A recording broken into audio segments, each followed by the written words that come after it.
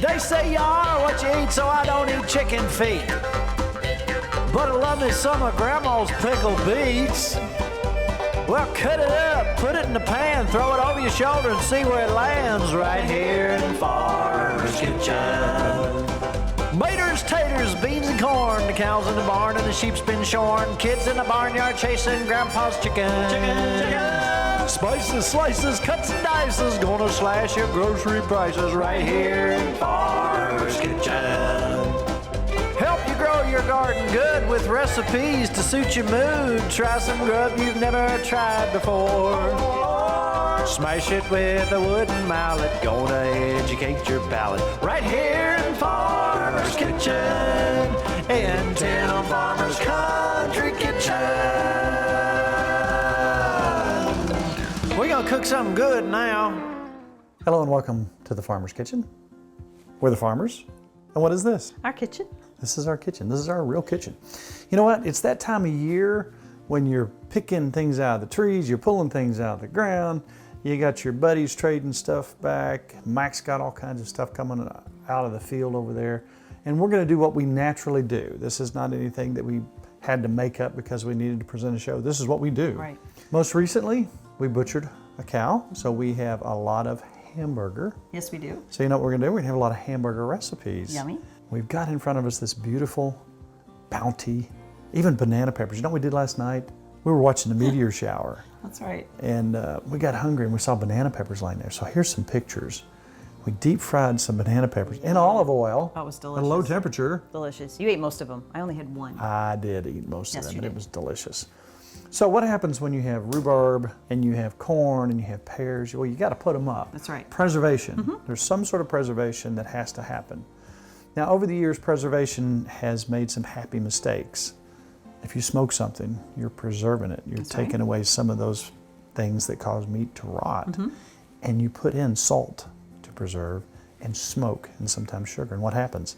You get something wonderful. It tastes amazing. We had some bacon the other day that we pulled out of the freezer that we made. good. We got corn that we're going to freeze today. Now, that's no mystery. Right. But the old timers, they didn't waste anything. That's right. So even after they cut the corn off the cob, if they made pickle relish or whatever way they decided to put it up, they used the cobs. And we're going to show you how to make corn cob jelly in just a minute. So delicious. They didn't waste anything. You put something on a biscuit, it's serious stuff. Yes, it is. It's good stuff. We're going to put up some pears. There's many ways to do that. And we're also going to have a pear rhubarb pie. Gotta have some pie. Oh, my. What is it?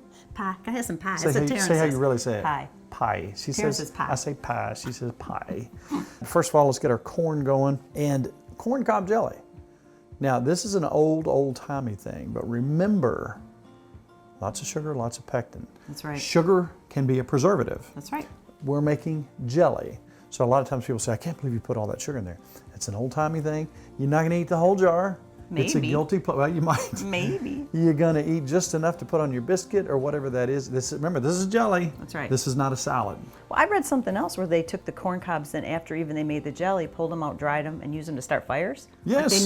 they didn't throw away anything. There's all kinds of things to use corn cobs for that you wouldn't believe Okay, after they dried them. So let's just leave it at that. Okay. Now we have rhubarb here, and if you look at this rhubarb, oh no, what is that? One time we had somebody on the show say, that celery has dirt on it. That's nasty. Believe it or not, these were grown in dirt. We will clean those off, but that's it in its natural state. And Mac just picked those 2 days ago. Just Perfect. 2 days ago. We're getting ready to have a wonderful evening of preserving. The corn goes in the freezer. In the past, we've done pear butter, and you got to label your jars so you know what it is. We've done pear mincemeat. When I was a kid and Mom sent in the lunchbox, do you remember you'd have fruit cocktail? I do remember fruit cocktail. Now, I think back in those times, they thought we were being healthy. It's pure But sugar. It's pure sugar. It's delicious, But you though. know, you had little grapes and you had little tangerines. To go with your peanut butter and jelly sandwich. Yes, yes. And the pears were my favorite in there, and they were kind of grainy. We're going to take our pears and put them up just like such, and those are great to make P-I-E-S out of. How do you say it? Pie. Pie. Two syllables. So I'm going to shut up and we're going to get going here. And our water's boiling, and everybody does it different. Right. And I like to blanch my corn 5 to 7 minutes. So it's going ahead and boiling. Let's throw it in there.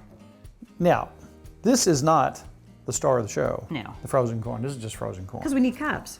We need cobs. One of my favorite ways to do corn is put it in a skillet with bacon grease and some onions. I got some bags for you right here. Ooh, I'm gonna should we freeze- do some of that? We could at some point. I'm freezing it up.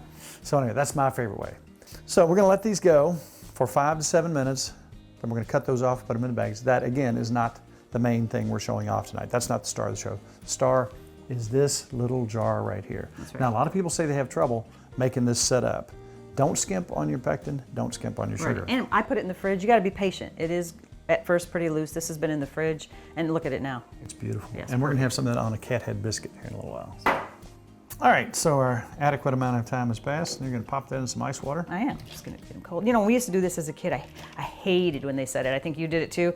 But if you were the person cutting the corn, I like that because I just sit and Oh eat it. yeah. Yeah. I always had to shuck it. I never got the skate job. You got the. I like the cutting Yeah. part. Shame on you. So I'm just gonna let these chill a little bit, and then we're gonna just cut them off. I remember on Sundays, Melvin Wills would have some sweet corn that he grew in Ohio. And all the church ladies would come down and they would sit together. And of course, the kids got to shuck it. I hated that. That was the worst part. That was the worst That's- part. yeah. I was sitting on the back porch in the heat, and everybody else was inside in the air conditioning. Right. This was my Eating favorite corn. part because I just sit and eat it, make sure it's good. Yeah. Imagine that. Now we're saving the corn cobs. Saving the corn cobs because in the old days they didn't waste anything. And I've also read some people, if you're not ready to make your jelly, just throw these in the freezer till you are ready. So they just save their corn cobs too. Because if you look, there's still a little kernel of corn, a little bit in each one of those. Right. Now you think about the different methods of preservation. You think about pickling. You have a vinegar base and you have something acidic that keeps that pickle or whatever you're making, relish. That's one thing that they used to do, and you can do that with corn as well. So you think about fermentation. So you're making your kraut. Fermentation is your preservation. So we got a corn done, you're just gonna put it in a freezer bag and we're good I'm to in go. the freezer bag. So it's just that simple. And again, this is not the star of the show. This is what everybody does. All right, we already have our hot water, but we only need 4 cups. And you gotta do these Gotcha. measurements for this jelly, you gotta be exact. I notice if you do a little too much or too little, tell me when I get to the 4 cup. You're just there, that's good. These are pretty precise measurements. On your corn cob jelly, you gotta really pay attention or you'll have a jar full of goo. That's right. Now see how low that water's? And they say 12 corn cobs, which is kind of hard to do. So I just kind of break these up. And we're actually, if you want to get that going, we want to boil these cobs, get them boiling for like 10 minutes in this water, just to get a flavor. His corn was large. Yes. Most corn isn't this big, so Those I are think we're in pretty great, good shape. big, beautiful, organic cobs of corn. So this is gonna boil for? 10 minutes. Okay, so these have boiled for 10 minutes. We're pulling them out. Now back in the day, there'd have been another 3 or 4 sources of things to do. They probably scraped that and got everything out, and fed it to the chickens and Dried 'em dried out. those and used them for kindling. All right, so now we got a double cheesecloth. And I have a little strainer, and this should hopefully get us about 3 cups of water. It's usually about, is that 3 cups right there? you Yes, see? it is. It's beautiful. So what you end up with is just a little bit of corn milky water. That's right. So we're gonna put this back in, and we're gonna add, So this is 1.75 ounces Yeah. of pectin. and we're gonna add that to our 3 cups of water. And we want, Don't skimp. nope, and we wanna bring this to a boil. Now remember, this is jelly. It's not garden salad. This is not something you eat 14 jars of. You use it sparingly when you see fit. You can use it in recipes, Oh, yeah. anything that you would use. Sometimes you can even use things that use it for honey. So we're gonna bring this to a boil, and you've got 4 cups of sugar. Yes, we said Yes, 4 we cups do. of sugar. This is jelly. All right, so we have a boil. Got a boil. Now, 4 cups of sugar. 4 cups of sugar. This is jelly. It's not That's salad. right. And we're gonna let this go. Once we get it all in, we're gonna time 3 minutes.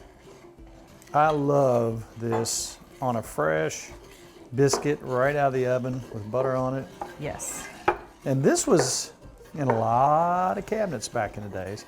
This was just kind of one more thing they could squeeze out. And that's a whole lot of sugar. Yes. But you know, back then, people just slap a little bit on their biscuit, use it in a recipe. It was just one more way to use something up. And again, sugar was a preserver. It's an old-fashioned type thing. It's funny, you can take just a little bit of plant matter, whether it's dandelions or it's red bud, and it has its own distinct taste. And Yes, it really it turns does. into something amazing. Mix it up with quite a bit of sugar. That's right. Can't go wrong. And amazing things happen. Okay, so now that it's starting to boil, what we got? We got 3 minutes. 3 Once minutes? it starts boiling, you got a little boil going. You do. All right. So 3 more minutes. Am I a good stir? You are good. And see how it's kind of, it looks like it's thickening up a little to me. You're doing good. Very nice. Remember, this is important. Don't skimp on your pectin and don't skimp on your sugar, because there's a lot of recipes out there where they really go light on the pectin and light on the sugar, and guess what? You got a jar of juice. That's right. And when we do this, it's going to have to sit till they cool, like quite a few hours, and then in the fridge, and you end up with perfect, wonderful jelly. Beautiful. Oh, we're going to sample some of that on we the biscuit. need to. So we've got almost 1 minute left. Okay. It's thickening up. I see it thickening up. I want to remind you, folks out there who say, I can't make biscuits, I would like you to watch our friend Sally make a 3-ingredient biscuit. Now, you want to make them thick enough, and that's my thing. If you're going to make them, cut them thick, cut them big. But if you want a can't go wrong biscuit mix, it's 3 ingredients. And here's a little sneak peek at Sally's 3-ingredient biscuits. I see how that's getting bubbly and white. Yep. That's a good sign. A little That means frothy. you are there. It's 3 So minutes. I'm an amazing stirrer. You are. Is that 3? It looks done to me. They always said I was a stirrer-upper. All right, Can I steal it from you? you can. This should get us about 5 beautiful jars. Let me Gotta be switch my that for yeah, you. Thank you. What a team we are. We are a good team. Doesn't that smell good? Oh yeah, it It does. smells really sweet and delicious. It does smell like honey, doesn't And it? these are kind of one of those surprises. You think it was going to taste one way, and then it just blows your mind. It has a little bit of an apple, which is really unique. And this, you know, if you're doing this anyway, if you're putting corn up, it's just another little simple step. And it's good Christmas gifts. We already wiped the top of the jars off here. And you do not have to hot bet these. They just sit, and then once I keep it in the fridge. Once you open it, put it in the fridge. And again, we don't can things for a 55-year shelf life. We do it just long enough to eat it. Now it's loose right now, but you gotta let it sit, and we will have some jelly. This will go in the fridge in probably 3 or 4 hours. Oh, delicious. We're gonna clean this up. We'll show you the finished product on a biscuit. Yay.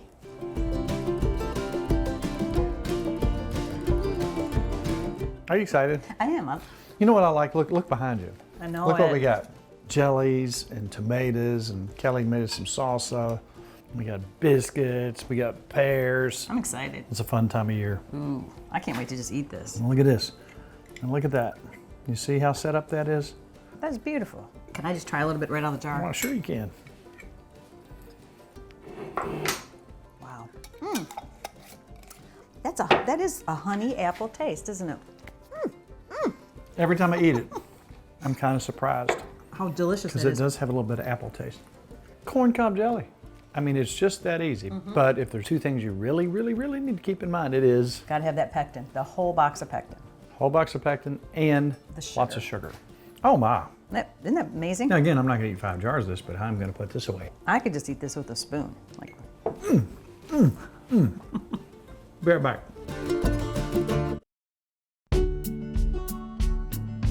So we've done pear butter. We have done pear mincemeat, yes, delicious. which is absolutely wonderful. Oh yeah. And we've done assorted pear things, canning. We have a nice pear tree out here. We're very lucky. Now, in this part of the country, we have the cedar rust, which is a horrible fungus. The pears were affected this year. I've got some pictures of the pears, but the ones that weren't affected were very nice size. They're beautiful. These are the best pears. I'm not sure what they are. The tree was here when we came in. This year, I really got to thinking about, as a kid, I would love a snack where you just take out like we talked about, the fruit cocktail, and just had the pear halves. I think in the store they call it pear halves with syrup. Yeah. As a kid, I loved that. But the great thing about this, grab that jar there if you will.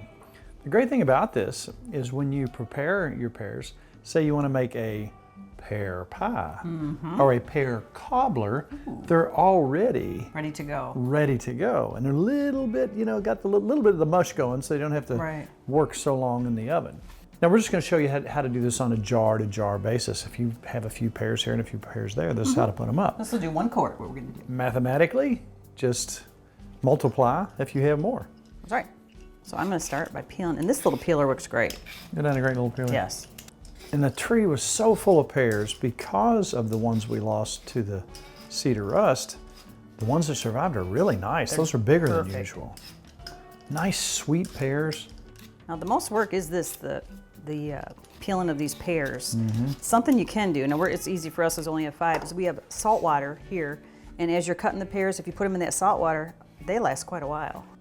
All right, now, these are in salt water. This will keep them from turning brown. You can put a little lemon juice in there too, won't hurt a thing. Good idea. You know, and last night when I did it, I let them sit for quite a while and it kept them. It really works. We're gonna take 2 cups of water. How much sugar? That is half a cup of sugar. Half a cup of sugar. You get that boiling. That is your basic syrup. Now see, that's not as much syrup that was in the jelly, but it's enough to make them nice and sweet and preserve. So now something that we are gonna do with these jars is we're gonna hot bath them. How long for a quart, Nikki? A quart was 30 minutes and 25 minutes for a pint. For a pint. So pretty close. And I'm using my hand here. I'm gonna get as many as I can in here. Now she is using her hand, but obviously it's gonna be boiled. That's right. I wanna stuff them in here tight. So we'll be just fine. And we actually cut 6 pears, but I think 5's gonna fit just perfect in here. Those are some pretty good sized pears for the old country tree. We're gonna have some extra pears just to eat. So we're gonna bring this to a boil. Yeah, and it's pretty much mixed in. It's a little boil and then we'll know it's done. And I see bubbles, I think we're good. Close enough? Close enough. Because this is gonna go into a hot bath for 30 minutes. Okay. And this amount here will fill one to the top, and you have a little extra. And we've wiped our lid off. Wiped our jar. Boom. And we're gonna hot bath this for 30 minutes. And voila. Now one thing you really need to remember is when you take these out and they dry off, make sure you put your date on the top of the jar. It has a little space there, right, for it. That's right. That way there's no confusion. And there we have our pears in syrup. You know, I want to try one. I want to show you what these taste like. This is a good snack right out of the jar. Now, just for a snack. Just for a snack. See if that brings back memories. Oh, yeah. Just like fruit cocktail. You can't have any more. It's for my pie. Isn't that good? What we're doing, we're using pears because we have pears, but you could do this with apples too. Oh, yeah. You could do an apple rhubarb pie. But let me tell you what, as a kid, I don't remember where I got it, it's probably mom. I remember having a pear pie, and it may have been a pear rhubarb. Now you have strawberry rhubarb pie, all kinds of wonderful things. But this is an old-fashioned thing. All right, fresh rhubarb, straight from Mac. That's right. So here's what we're gonna do. We're gonna show you, first of all, give them your old-fashioned pie crust. Pie dough. And I made these earlier. You know what? I like to use the ones in the store sometimes when I'm lazy, but you just can't. It's this not the is same. just too beautiful. It's not the same. And that's with our lard too. I think that's why it's so good. So I usually start, and I made these earlier today and have it already. I have a 1/3 cup of our lard. Then I put half a teaspoon of sugar, half a teaspoon of salt in there. I kind of just always throw it in. And a cup of flour, and then about 2 tablespoons of water. Sometimes I add more flour or water. It's just all-purpose flour. Yeah, but you gotta have the lard. That's the secret, is the lard. But it's the best. If you don't want to use lard, you can use shortening or can. butter, whatever you want to use. But let me tell you what, if you can find somebody who has pasture-raised pigs and you can get that inner leaf lard, that pure white stuff from a pasture-raised pig, do a little research on that. It's really, really kind of good stuff. So that's the kind of lard that we use. There's no pie crust like it. There's nothing in the world like it. So what I'm going to start with though first, and I have a cup of sugar here. And these are, we looked at our grandma's recipes. This is kind of interesting. This is 2 tablespoons of flour. Sometimes people use all flour. And this is 2 tablespoons of cornstarch. Cornstarch. So that's going to be our main. That is kind of a secret ingredient for a lot of things. Yeah. And something else that might shock you about this recipe is we really looked up some old-timey stuff from our families. And you take ginger. We're going to use fresh ginger. Now, they probably use ground ginger. Remember the cans of ground ginger you used to have? We used a little fresh ginger in here as opposed to ground ginger. And it gives it just a little bite, something different that you can't really place. And it's just absolutely wonderful. It made you eat the whole pie. Yes, I You have did a eat the whole problem. pie. All right, so now we're going to take one of these. And you stole I did steal a pear out of there. pear out of this. That's like 4 to 5 pears. Okay. This old-fashioned tool that you got me. Chopper. Yes. Now, we made them big because you like to eat them, but for pie, Mom used that for her chow I chow. love this for everything. Now this again, you've got the extra added benefit that these are canned pears. They've been cooked. So they're not going to be as tough when you're starting the cooking process. Now we have our rhubarb, and it takes about 1.5 cups of rhubarb, so I kind of measured this out when I made it today, and it took almost both of these. And we're just going to cut little pieces. It's going to look like we're putting celery in here. Rhubarb is an old-fashioned thing that folks used to have out. Something else you used to see a lot of farmers, they had the horseradish. I remember Bobby Joe always had horseradish out, and it made the best fresh horseradish in the world. All right, we need about 1.5 cups of these. I think I'm getting close. This rhubarb is pretty big. Mm-hmm. All right, now our secret. Like we said, we're gonna get some of this ginger. And I'm telling you, this is really, you might even try some ginger in your apple pie. So I'm just gonna go ahead. You don't need a lot. No. And it gives it a great taste. And ground ginger too, it will work just fine in this. Also, this is an organic lemon. Zest. So I'm gonna put some of the zest, because we're gonna also use about half of this lemon for the juice. So we're gonna zest it up. Mm-hmm.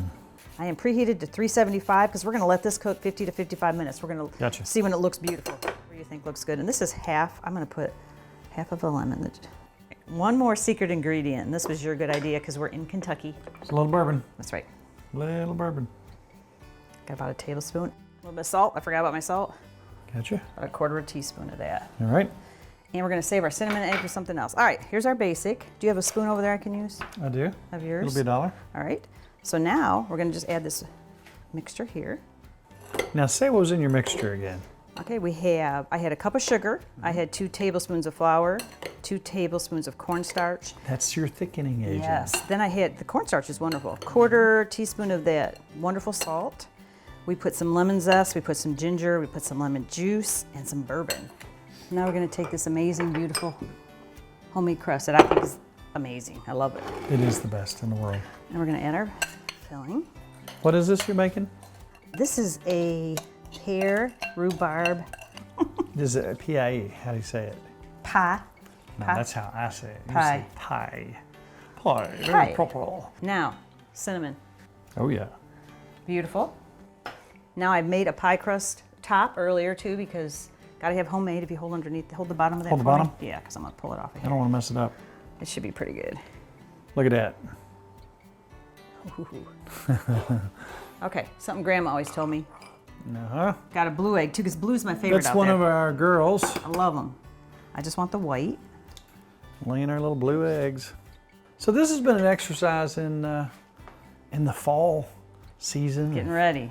Pies and jars full of wonderful canned things in the background.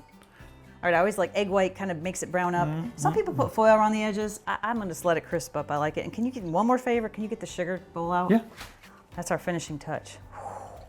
Is that beautiful? Say when. Whenever you think. that good? That's beautiful. I love it.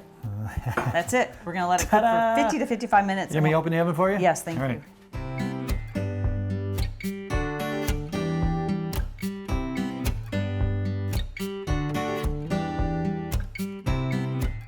Mrs. Farmer, Yes. might you do the honors? You ready for a piece I'm of so pie? excited. I know.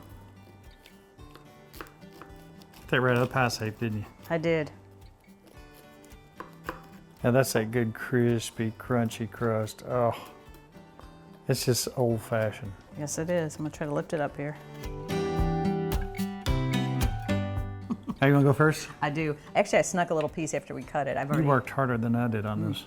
And that, look at that crust, nice and crunchy. That ginger and lemon add so much to that. Need one more bite. This, you know, this has got something old fashioned about it. This is something our grandparents would fix. Wow. Delicious. That being said, Mrs. Farmer, if somebody walked up to you and very pleasantly said, Mrs. Farmer, how would I get that recipe? Where are they from? Tim Farmer's Country. West Virginia. Okay. All right. That sounds like a good accent. TimFarmersCountryKitchen.com. I would tell By them. golly. And if they want to visit with us on Facebook, like a lot of people do, Right. how would they become a part of that? Is it really a hard, is it kind of a secret Difficult. It is. code? How do you get in there? There's 4 letters. Like. You hit like. Yeah. And now that our half hour is up, it's all about Good times. good friends. And really good eats. And we're going to eat that till our bellies stick out and we can't walk. Wow. See you next week on Tim Farmer's Country Kitchen. Yummy.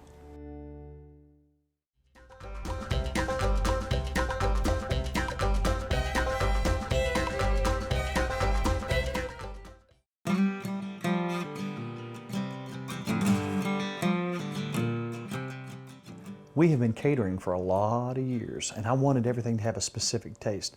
Therefore, I had to come up with my own products. Right. A dry rub, chow chow, and our barbecue sauce are something that we use in all our catering gigs. I developed this barbecue sauce that is not the really thick syrupy stuff that you get. This has more of a natural, it's got some pepper and onion flavor in it. You can actually see the particulates in there.